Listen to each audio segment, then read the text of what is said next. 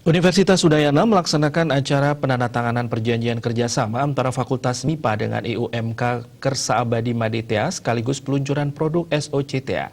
Diharapkan kegiatan ini bisa melahirkan semangat dan keyakinan baru di kalangan para peneliti Universitas Udayana. Kegiatan ini dilaksanakan di Gedung Rektorat Kampus Bukit Jimbaran. Rektor Universitas Udayana Profesor Dr. Anak Agung Rakasudewi mengatakan, penandatanganan perjanjian kerjasama antara Fakultas MIPA dengan IUMK Kersa Abadi Maditya sekaligus peluncuran produk SOCTA merupakan suatu hal yang sangat membanggakan bagi Universitas Udayana. Karena merupakan hilirisasi hasil penelitian yang berupa produk kerjasama dengan IUMK Kersa Abadi oleh peneliti Dr. Agus Gelgel Wirasuta dari Fakultas MIPA. Karena ini yang pertama kali dilakukan, ia berharap penelitian ini bisa memberikan semangat bagi peneliti lain yang ada di Universitas Udayana untuk melakukan hilirisasi hasil penelitiannya. Tidak terhenti sampai publikasinya, tetapi bagaimana penelitian yang dilakukan itu berlanjut. Hal ini memerlukan langkah-langkah yang lebih giat lagi agar menjadi suatu produk inovasi yang bisa dimanfaatkan oleh masyarakat, bahkan bisa memberikan peningkatan ekonomi dan sebagai Economic Development Agency.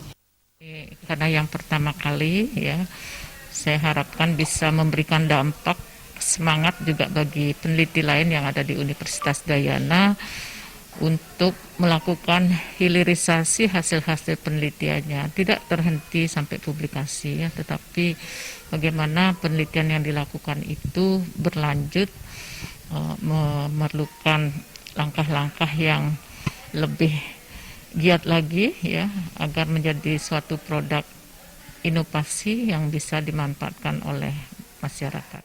Dr. Watiningsih, Dekan Fakultas MIPA mengatakan, dalam penelitian ini tidak terhenti hanya untuk publikasi saja, tetapi yang ditekankan sekarang adalah bagaimana output publikasi diiringi dengan outcome berupa hilirisasi produk-produk hasil penelitian yang akan dimanfaatkan oleh masyarakat.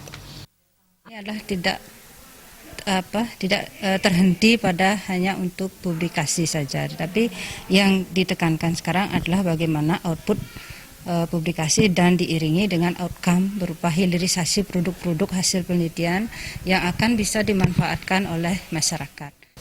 Dr. Agus Gelgel Wirasuta selaku peneliti mengharapkan ke depan produk ini menjadi market unggulan. Targetnya adalah yang dinilai dari inovasi itu bukan sekedar merilis ke market, tetapi berapa besar ekonomi yang dibangkitkan dari itu.